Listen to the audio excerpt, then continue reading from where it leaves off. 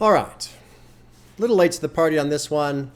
Been slacking. Well, been busy. I've been busy and I've been slacking. But also, I'm kind of glad I'm late to the party. A little bit of Tiny Bob lore before we get into this track. Last Friday, today's Monday. Last Friday, I sat down and listened to Long Live ASAP by ASAP Rocky. And while I enjoyed, the album has grown on me a little bit. And I enjoyed the beats, the production. I enjoyed the flow and Rocky's vocals. I did not like the lyrics. Like, seriously, pretty upset, cranky about the lyrics. Enough that I was kind of aggravated over the weekend. I won't get into that on this video. That'll be additional thoughts. That's coming up here in probably a week or two. I'll post that. I'll keep doing my listens and what have you. But I'm aware of this song from Kendrick.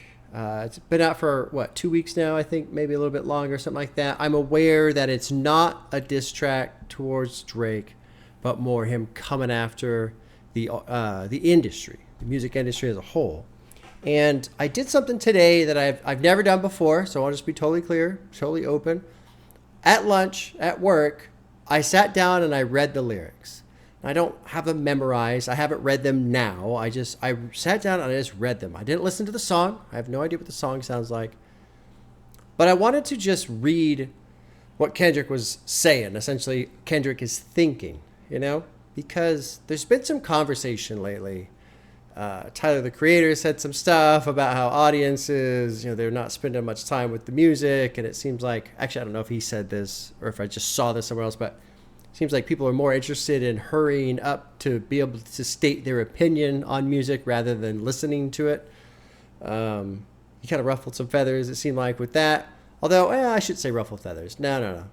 Stirred up some good conversation, And with Kendrick, and all this shit that happened with Drake, obviously, for him to basically come after the industry now, hip hop, trying to save hip hop and all this other stuff, and I don't even know if I'm my brain's all over the place. It's funny. I sit down, I calm myself down, and then as soon as I start going, my brain starts going all over the place. Basically, it's good timing for me personally because here I just had an experience with an album where overall I like it. I just don't like what's being said. Enough that it was upsetting me. And I realized over this weekend, and I'll try not to dive into the album too much, but it's because I've got to a point where I care about hip-hop. I care about hip-hop as a music. Now, I understand hip-hop is also a culture, but I specify on music because I'm not immersed in the culture. So I don't want to speak to the culture that I'm not a part of. And I want to be very just open about that. I'm not part of it, and so I have no say in that. But when it comes to the music, when it comes to the art and the expression, I do care about that. So if somebody comes along and makes something that I feel degrades that, it upsets me now, which is kind of nice, right? Because 4 years ago, I would have said, So I'm glad I've been procrastinating and busy and not able to get to this track because I feel like today is the day I need to hear it. So let's drop in. It's 5 minutes. I'm going to follow along. I don't think I'm going to pause. I think I'm just going to let it go top to bottom, 5 minutes, hear this song, and then however long I talk at the end is however long I talk. So like I said, I'm aware of the lyrics. I've read them one time at work during my lunch break. I have not listened to the music, so this is the first time listening to it. The Day the Party Died. Producers are Soundwave, Jack Antonoff. Isn't that... oh God, I forget who he was with, but he came up in the beef too, right? Like fucking Taylor Swift or some shit like that. I don't remember. Anyway, and Ankatrio +1. Okay, Pasquet. Anyway, all right, here we go. Drop it in. I'm listening to it off of the Rap Nation YouTube channel, so I'm assuming that's a legitimate place. Here we go. Watch the party die.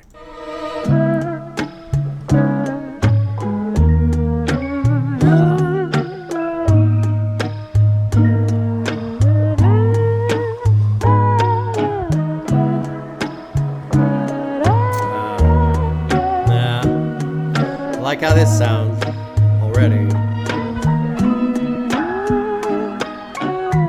I think it's time to watch the party die. The shit done got too wicked to apologize. It's different, get them whacked and disqualified. We even kill the killers cause they like taking innocent lives. Burn a whole village, we start over. Here's really that time. Why reason with these niggas if they can't see the future first? Why argue with these clowns if the circus is well at work? Just walk that man down, that'll do everyone a solid. It's love, but tough love sometimes gotta result in violence. If you parading gluttony without giving truth to the youth, the graveyard is company. Just tell us what casket to choose. They party more than bitches, tell me what are you working for? They glorify scamming, you get chipped over this credit card. Influencers talk down cause I'm not with the basic shit, but they don't hate me, they hate the man that I represent. The type of man that never did right cause I want a favor. The man that resides in patience. So where the soldiers at? The ones that lost it all and learned to learn from that. A thirst for life, head inside a book cause he concerned with that. Information that'll change his life because he yearns for that. Dedication, finding out what's right cause he can earn from that. I feel for the women that deal with the clown and nerd shit. Can't blame them, today they ain't really got much to work with. How many bitches harder than a lot of you niggas? Will trade all of y'all for nip, I can't be proud of you niggas. God give me life, dear God please give me peace. Dear God please keep these lame niggas away from me. Dear God keep me shining, the fuck do they really think?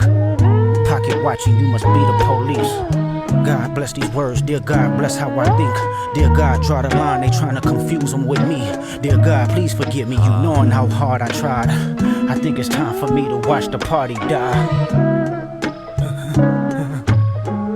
Get them gone, we go watch the party die. Send them home, we go watch the party die.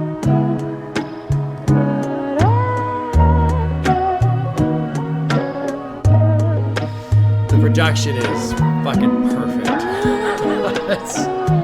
I think it's time to watch the party die. Street niggas and the corporate guys, the rappers that report the lies. I need their families mortified. We can do life without them, get their bodies organized. Tell me if you oblige. No more pillow talking, jump starting neighborhood wars. Dirty macking bitches because your spirit is insecure. The flashy nigga with nasty decisions, using money as a backbone. I want his head cracked before he's back home. The radio personality pushing propaganda for salary. Let me know when they turn up as a casualty. I want agony, assault and battery. I see a new earth filled with beautiful people making humanity work. Let's kill the followers that follow up on popping mollies from the obvious degenerates that's failing to acknowledge the hope that we trying to spread. If I'm not his vote, then you need to bring his fucking head or film that shit in high res. God give me life, dear God please give me peace. Dear God please keep these lame niggas away from me. Dear God keep me shining, the fuck do they really think? Pocket watching, you must be the police. God bless these words, dear God bless how I think. Dear God draw the line, they tryna confuse them with me. Dear God please forgive me, you knowing how hard I tried.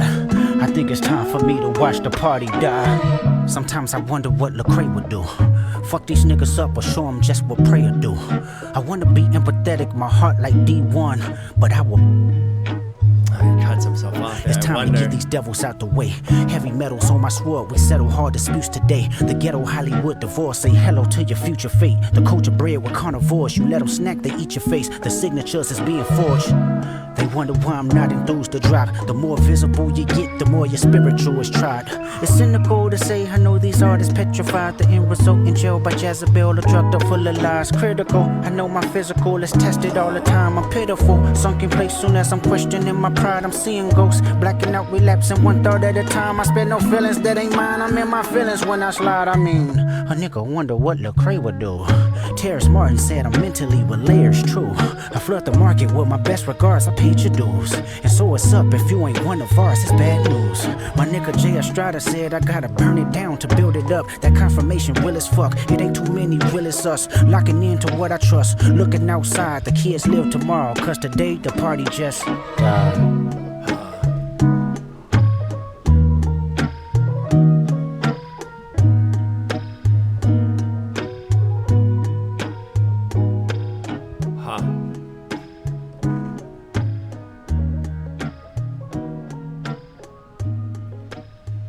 So I just gonna ramble. I'll just do myself a favor and not even worry about trying to form coherent thoughts, really, right? It's nice to make it look like I can do that well, but I can't really do that well.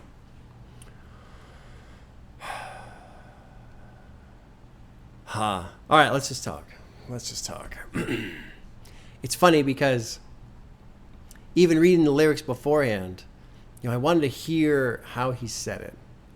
That's always such a huge part, right? Like, that's one of the reasons why I think text messages and like online dating and all that shit is so terrible, because there's so much nuance that's lost in communication via just text.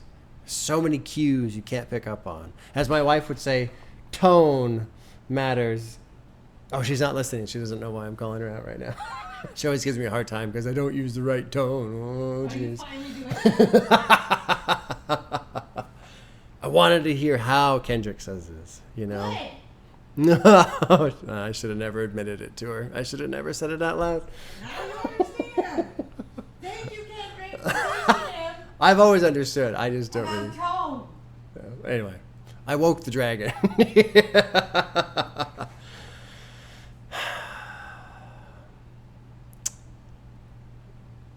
My favorite hip hop artist is Doom, MF Doom.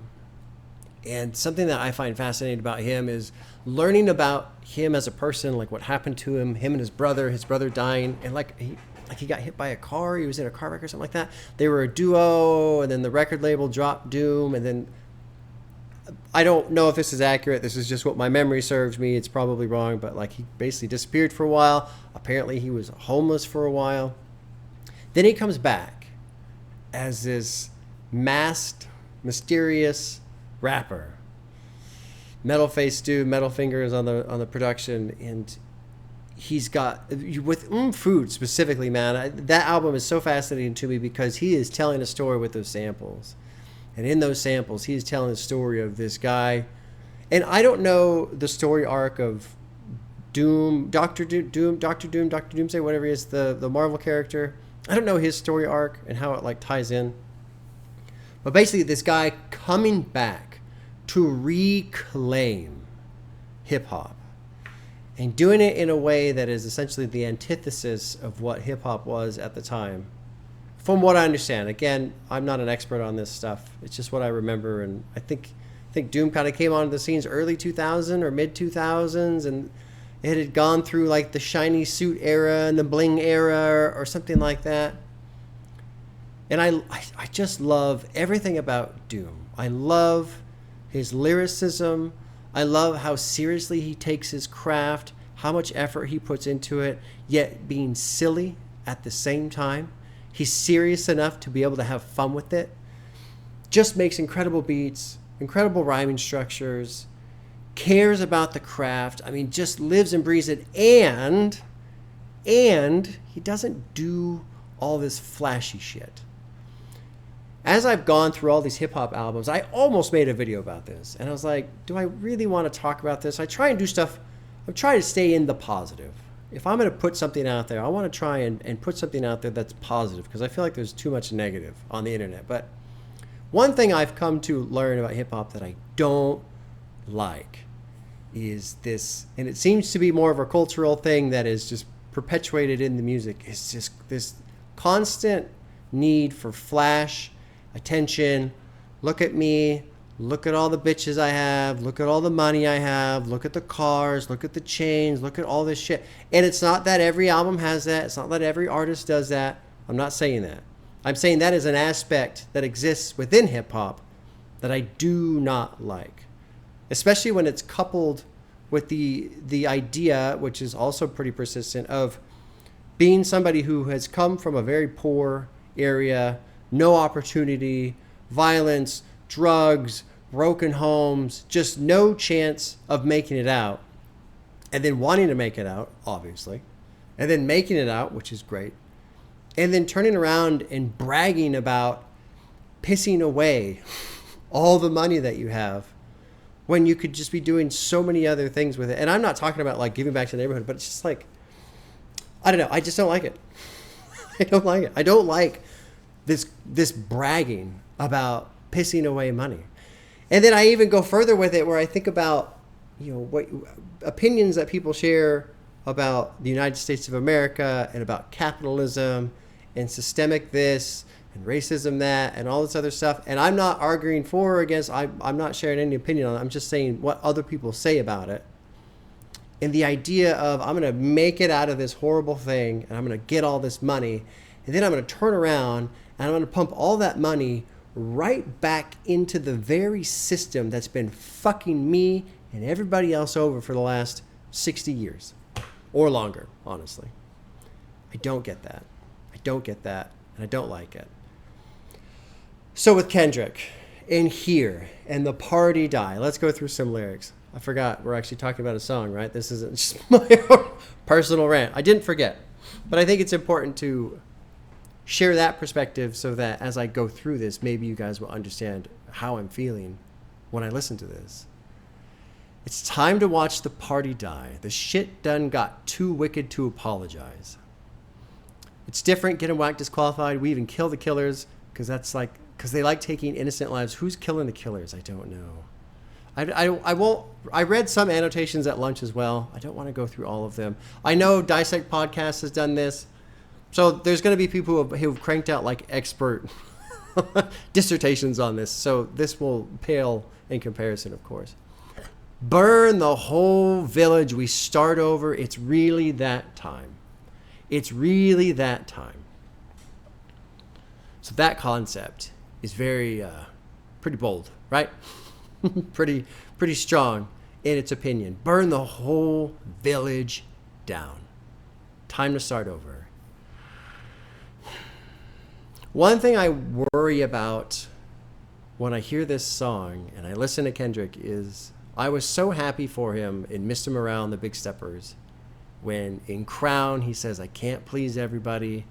And then the closing track, I forget the name, I Choose Me, I'm Sorry, where it seemed like in that moment, in that album, he was finally like lifting the weight of the hip hop world off of his shoulders and finally acknowledging it is not up to him to save the culture, essentially.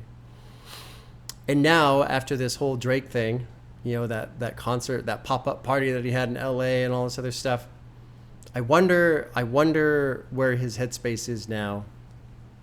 Not that I'm here to criticize or judge what he's doing. The poor guy in To Pimp a Butterfly is clearly stressed out. And in Damn, too. Just stressed. Actually, I was just listening to Feel. Stressed out, you know? And it's a lot. I mean, it is. I can't even fathom what it must feel like from a stress point of view to take that world and feel like you have to carry it. And that's why I spoke about MF Doom to begin with, because I feel like, not to say that he was the first. I mean, Tupac Shakur, who obviously Kendrick looks up to, was doing, kind of existing in that vein as well. But the idea, just the general concept of I need to save this thing from society is a very, very difficult thing to take on. That's a lot. That's a lot. Why reason with these people if they can't see the future first? Why argue with these clowns if the circus is well at work? Oh, God. That's a great line, too. Great line. Why would anybody listen to you, any clown, anybody who you think is a clown, anybody who's perpetuating this idea of your art being turned into a circus, if they're making money off it, if they're succeeding? The stands are full. Kendrick, what's the problem? We're all getting paid. Everyone's here to watch the show. What's the problem? You can't argue with that. Just walk the man down. That'll do everyone a solid. It's love, but tough love sometimes got to result in violence. So I think that's just a nod of maybe how far he's willing to go to fight over this saving of hip hop, I suppose you could say. If you parade in gluttony without giving truth to the youth, the graveyard is company. Tell us what casket to choose. God damn. Let's click this annotation. Let's read this. Kendrick contrasts his role as messenger of truth and knowledge with... So they're going to reference Drake here. I don't know how much of this is specifically for Drake. And so these are annotations, and I'm sure when this song first came out, people were jumping on it. I think it was part of the Drake beef. I'm going to not mention Drake. I'm going to keep this in terms of the industry. And maybe that's wrong. Maybe I'm wrong. Okay? But let's just... He contrasts his role as messenger of truth and knowledge with others' tendency to focus on materialism and hedonism in the music. Kid Out accuses the industry of flaunting excess without offering meaningful insight or wisdom, especially to the younger generation. The grim imagery of the graveyard suggests that a life centered around superficial pleasure leads to emptiness or destruction. Just tell us what casket to choose serves as a metaphorical warning, implying that those who follow his path are headed toward their downfall. It's a great line. If you parade in gluttony without giving truth to the youth, the graveyard is company. They party more than bitches. Tell me, what are you working for? That line, when I was reading it at work, really stood out to me. What are you working for? And I don't know. I guess I'll try and toe the line of both sides here a little bit, just for the sake of objectivity, I suppose. I mean, there's nothing wrong with having fun, right? You got to blow off steam. There's nothing wrong with having a party, getting together with your friends, getting together with the ladies, all this other shit. Like, there's absolutely nothing wrong with that. But if that's the entirety of your identity, that's a problem. That's a problem. That's a shallow existence. And the question, if what are you working for? It does kind of put everything into this perspective of like a hamster wheel. And then, it leads me back into what I was thinking about with, the industry in general. Well, not necessarily the industry in general, but these artists who turn around and feed all this money they make back into the very system that, isn't necessarily too supportive of who they are. We're all pretty aware that the record industry in general is just fucking parasitic and feeds off these guys. Well, I shouldn't say guys, these artists. You don't even own the rights to the songs you make. That's fucking insane. And how much of a cut do they take and all this crap? Like all these middlemen and all these CEOs and all these corporate people that have nothing to do with making the music at all. And they just siphon money off of these artists. And so I like this question of what are you working for? If all you're trying to do is make money to have parties and you're just feeding into this machine that feeds off of you, it's this weird feedback loop. They glorify scamming. You get chipped over this credit card. That's kind of a fun play on words, right? Because credit cards have chips in them. But if you get chipped, it's like you get shot over the credit card, which is also a different way of saying money. Influencers talk down because I'm not with the basic shit, but they hate me. They don't hate me. They hate the man I represent. The type of man that never dick ride because I want a favor. Oh. The man that resides in patience. Where are the soldiers at? The ones that lost it all and learned to learn from that. A thirst for life. Head inside of a book because he's concerned with that. Information that'll change his life because he yearns for that. I think all this is pretty straightforward. I don't have to really tear into that too much. This line I like too, because I feel like it'll sting the people that it's aimed at. I feel for the women that deal with the clown and nerd shit. Can't blame them today. They ain't really got much to work with. How many bitches harder than a lot of you people would trade all y'all for Nip? I can't be proud of you. And Nip, I'm assuming is Nipsey Hussle, right? Yep, Nipsey Hussle. God, give me life, dear God. Please give me peace. This was the part I was reading at work where I was like, oh, fuck, man. I hope Kendrick isn't getting pulled back into this dark place of I have to save the world and it's all up to me type of a thing. Keep me shining. Keep me shining. That reminded me of the song Shine by Danny Brown. Excellent song. Excellent song. I love that one. Pocket watching, you must be the police. God bless these words. Dear God, bless how I think. Draw the line. They're trying to confuse them with me. Oh, don't associate me with them. Don't associate me with them. Please forgive me. You know how hard I try. I think it's time to watch the party die.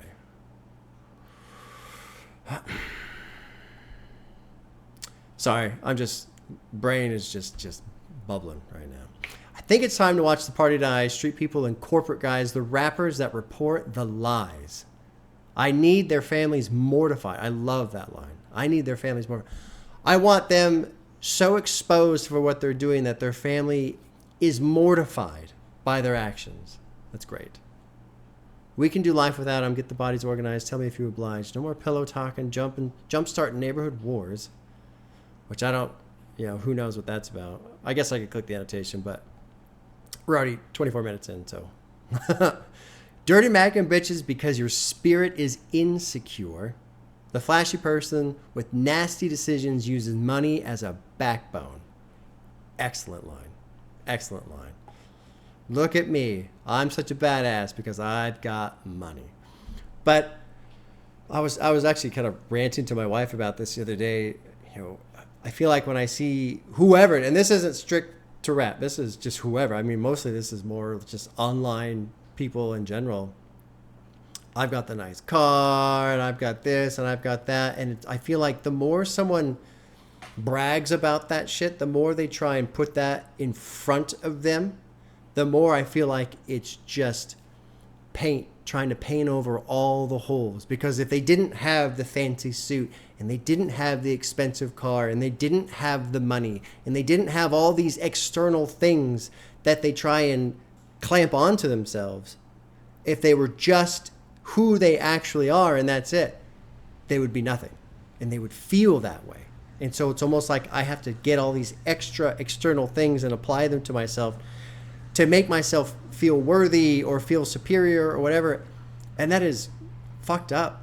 Like when I see people like that, I just go, God, you're fucked up. You're so insecure with who you really are that you have to have all these other things to cover that up. So anytime I see someone who's really trying to just be flash, I go, I don't know. I don't know. So obviously I will not associate with this line, but endorse this line, agree with this line. I want his head cracked before he's back home. The radio personality pushing propaganda for salary. Let me know when they turn up as a casualty. I want agony. Assault and battery. I see a new earth filled with beautiful people making humanity work. Oh my God, man. Let's kill the followers that follow up on Pop and Molly's from the obvious degenerates that's failing to acknowledge the hope we're trying to spread. Oh my God. Oh, it's good shit. It's good shit. I did look up the Lecrae and D1. I guess these are Christian rappers that he knows or has spoken with at some point. So I'm familiar with who these guys are. It's time to get these devils out the way. Heavy metal's on my sword. We settle hard to speech today. Well, actually, you know what?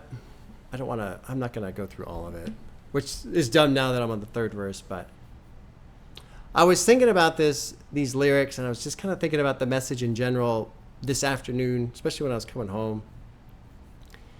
And something that I was thinking about was, you know, if let's just say for the sake of argument, Kendrick is in this place where he feels like he has to save hip hop, and he's going to take up that fight, and he's going to burn the party down or burn the whole village down. We're going to shut down the whole party. We're going to destroy the industry. We're going to destroy the industry that's trying to destroy hip hop, that's trying to feed off of hip hop, however you want to say it. And we're going to burn it all down and build it anew. I think there's one thing he might be not considering, because there's one aspect of this. Let's just say, for the sake of argument, that he has that amount of pull. I don't think that he does, but let's just say that he does. That he can burn down the whole industry and build it anew however he wants. The one thing, even in that scenario, that he does not have control over is the audience. And one thing you cannot do as an artist is force how people enjoy your art. You can't. You can explain to them what it means. You can explain to them what your intent was. You can explain every aspect about it. You can listen to the Dissect podcast and get full understanding. But every person is going to have their own experience with art, no matter how much you tell them beforehand. And you cannot make somebody enjoy conscious rap more than gangster rap. I remember my wife and I, we went to Paris and we went to the Louvre, and there was a painting that just fucking struck me. As soon as I saw it, it was, what's it called? Scene from the Deluge. Look that up. Google search that. Scene from the Deluge, and then put in the Louvre, because that's where it's at. That's the museum or wherever. The painting's like 15 feet by 10 feet. Like, it's just massive. It towers over you. And it's this guy who, he's got this other dude like hanging from his neck, and there's a bag of money, and he's trying to hold on to his wife, and the wife is falling back, but she's already dead, and the kids are hanging from her. And it's supposed to be this painting about a guy he's trying to pay off, like the Grim Reaper, so that his family isn't taken into hell and all this. Like the tour person, the assistant that was there was explaining it to me, and I don't really remember all the details. But what I do remember is just looking at it and going, "Holy fuck!" without knowing anything about it. Holy fuck! Incredible painting, powerful painting. And it struck me like nothing else. I mean, we were walking through the Louvre, and it was like, yeah, it's cool painting, that's cool, And then this one just hit me. With music, kind of going back to the Tyler thing too. Sorry, I'm all over the place. Tyler talking about how people will listen to an album one time and then go mid and then never listen to it again, and how that pisses them off. Yeah, but you can't control that. As an artist, you cannot control how people process and digest and experience your art. You can't. And so, it's easy, I think, to look at artists and look at the industry and say, this is the problem, right? Because these guys are making this, and because these labels are pushing it, it's ruining hip hop, and we got to stop it and take it back. But the other side of that coin is the audience. You can't control the audience. I don't know, man. It's interesting. It's very interesting. There's been music I've listened to. People send great write-ups, and I go, yeah, it's okay. Right? And I mean, I could probably sit here for another 30 minutes and explain to everybody watching, if you're still watching, why Invincible by Tool is my favorite song of all time ever, and all these intricacies. And then you could go listen to it, having all of that knowledge, everything I explained, and go, yeah, it's okay, I guess. It's a little long, or kind of repetitive, or yeah, this song is great, or honestly, I was bored, or I don't get it. Like that's the other thing. Like, in the creative process, it's yours, but then as soon as you let it go into the public and release it, it kind of stops belonging to the artist at that point. It belongs to everybody else, because now everybody is taking that piece of art and filtering their own experience through it, and that changes the art. It changes the art. So even if you kill the industry and build it back up again, that doesn't mean the audiences will follow, right? Let's say Drake can wave, or not Drake, Kendrick can wave a magic wand and just, there's no more Drake, there's no more anything like that. I can wave my magic wand and there's no more gangster rap. Not that I want to get rid of gangster rap, but it doesn't mean sales go up. It doesn't mean all these underground artists all of a sudden get all these new listeners that, oh yeah, I'm going to check this guy out instead. People just turn it off instead. That's it. Okay, kind of a weird video, but there you go. I wanted to explore this. I should have just read through all the lyrics other than stopping. But I worry that I take too long and I blabble too long, because I do. I do. Anyway. All right, y'all. Take care. We'll see you soon.